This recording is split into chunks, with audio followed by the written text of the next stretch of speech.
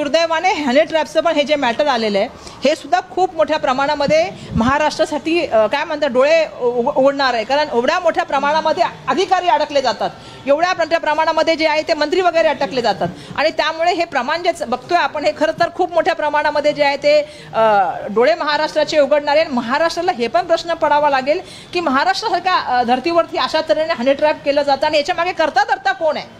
त्यांच्याकडनं काही अवैध कामं देखील करून घेतले. तेच तर सांगते मी, अवैध कामं सोडून घ्या, त्यांच्या माध्यमातून सरकार तोडण्याचे प्रकार होतात.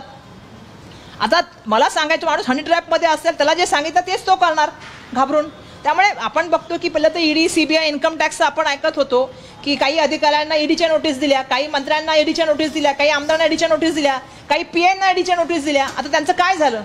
आता हे नवीन प्रकरण आलंय हनी ट्रॅपच्या माध्यमातून. त्यामुळे सातत्याने आपण बघतोय की महाराष्ट्राला दिवसेंदिवस जे आहे ते राजकीय आता मग काय झालंय त्यामुळे अस्थिरता निर्माण झालेली आहे आणि अशीच परिस्थिती राहिली तर येणाऱ्या काळामध्ये राष्ट्रपती राजवट लागावी लागेल, ही सुद्धा परिस्थिती आहे. धन्यवाद.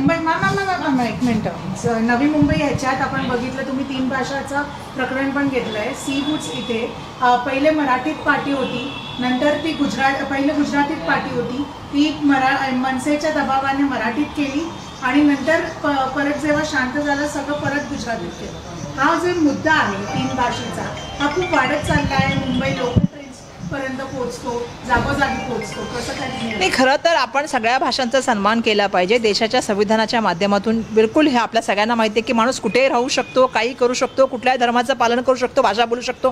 बिलकुल महाराष्ट्रामध्ये मराठी बोललं जातं त्यामुळे मराठीची अस्मिता टिकली केली पाहिजे. पण हे जे मारण्याचा प्रकार चालू आहे किंवा हे जे जबरदस्ती करण्याचं खरं तर हिंदी सक्ती का करावी हाच माझा प्रश्न आहे. आम्ही सगळे समोर बसलेली मंडळी आहेत, मराठी मीडियममधून शिकून आलेलो आणि 5वीपासून हिंदी पण शिकत मग हा वाद का नव्याने निर्माण केला? ज्यावेळी तुम्हाला मराठी पण येतं आणि हिंदी येतो त्यामुळे अशा तऱ्हेच्या वादाच्या माध्यमातून एक वेगळं वातावरण त्या ठिकाणी करून जे कुलषित करण्याचा प्रकार चालला आणि जे मी सांगते की कायदा सुव्यवस्थेचे प्रश्न महाराष्ट्रात जे निर्माण झाले ते बरोबर नाही आहेत, हे कुठंतरी थांबलं गेलं.